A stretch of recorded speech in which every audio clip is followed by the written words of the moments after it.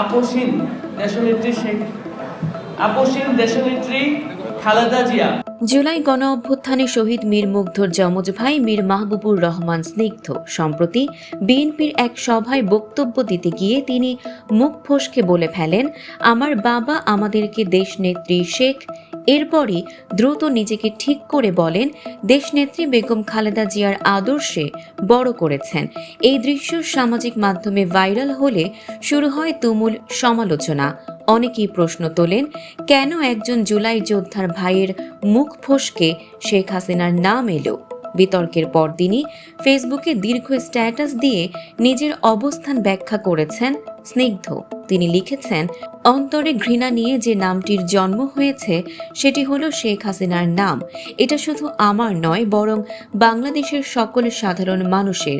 বিগত 16 বছরে অত্যাচারিত হয়েছে এমন সকল পরিবারের। যতদিন পর্যন্ত এই হাসিনাকে ফিরিয়ে এনে দেশের মাটিতে ফাঁসির দড়িতে না ঝুলানো হচ্ছে, ততদিন সকাল বিকেল সজ্ঞানে কিংবা ঘুমের মধ্যে স্বপ্নেও এই হাসিনার নামই মাথায় ঘুরবে। তিনি পোস্টে আরও লেখেন, যতবার এই নাম মুখে আসে মনে রাখবেন তা কেবল ঘৃণা থেকেই আসে। এই শেখ হাসিনা যতদিন ফাঁসির দড়িতে না ঝুলছে ততদিন শান্তি নেই। শেখ শেখ মুখ দিয়ে বের হবেই যতদিন না পর্যন্ত ফাঁসিতে ঝোলানো হচ্ছে এই স্বৈরাচার শেখ হাসিনাকে। তার এই বক্তব্য ঘিরে রাজনৈতিক অঙ্গন ও সামাজিক মাধ্যমে চলছে ব্যাপক আলোচনা।